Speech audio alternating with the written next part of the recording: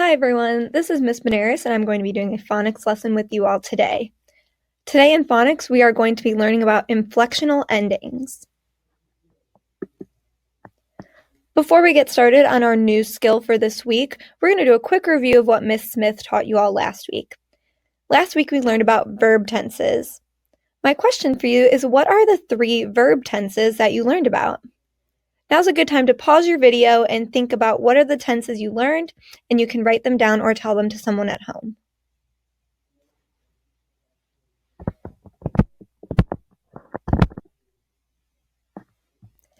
I know that a verb is something that I can do, and the tenses help show when someone did something. So what verb tenses did you come up with? The 3 verb tenses are past tense, present tense, and future tense.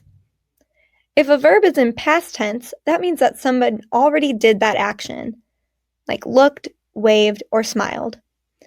If a verb is in present tense, that means the action is happening now, like the words smile or drive. And if a verb is in future tense, that means that the action is going to happen later. For example, will smile, will wave, or will read.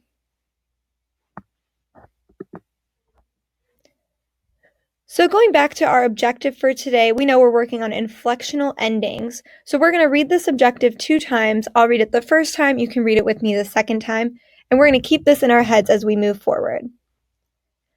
I can explain how inflectional endings change a word.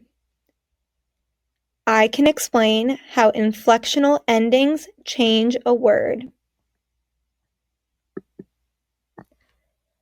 Our essential question for today that's going to guide our lesson is, what do inflectional endings do to a word? How does it change the word that you're looking at?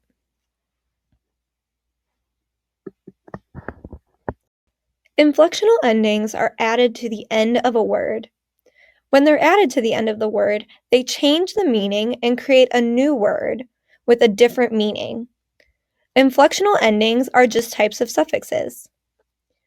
We're going to be focusing on the ending s, ed, and ing in this lesson. So we're going to start with the ending s. So on your screen it says more than one noun or verb form in present tense. So when we add the letter s to the end of a word, it can do 2 things. The first thing it can do is make a noun plural. A noun, for example, is the word book. That's a thing. So the library has so many books. You can see that we added the s to the end of the word, and now that means we have more than one book. Adding s to the end of a word can also make the word have a different meaning. It can make the verb be present tense. Remember, present tense means that it is happening right now. So in the sentence, the boy needs to practice soccer, that's something that's happening right now that the boy needs to do.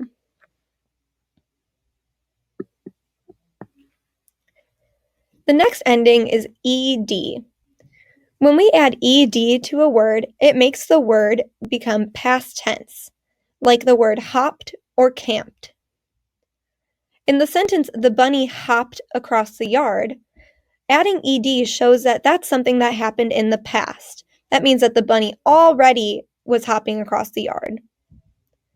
In the sentence, the kids camped outside, that shows us with the ed that the kids have already done that. They have already slept outside.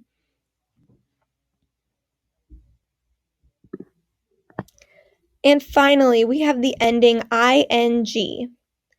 When we add ing to the end of a word, this makes the word become present tense.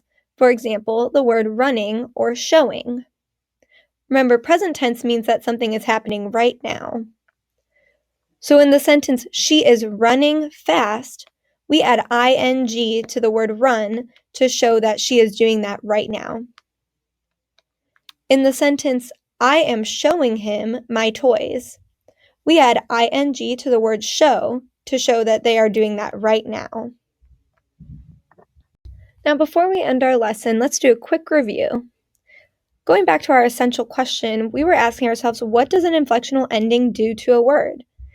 Now that we've completed our lesson, think back to what you've learned and answer the question, what does an inflectional ending do to a word? Now's a good time to pause your video so you can write down your answer or tell it to somebody at home.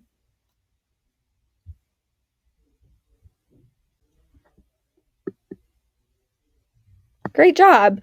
An inflectional ending changes the meaning of a word to create a new word with a different meaning. Remember, we're using the endings s, ed, and ing to show that. Thank you so much for participating in our phonics lesson today. If you would like to extend your learning, here's a couple ways you can do that at home. The first thing you can do is complete your work in your Week 6 work packet and send a photo of it to your teacher. The second thing you can do is visit ixl.com to practice inflectional endings. You can find inflectional endings in the exercise that focuses on base words, prefixes, and suffixes.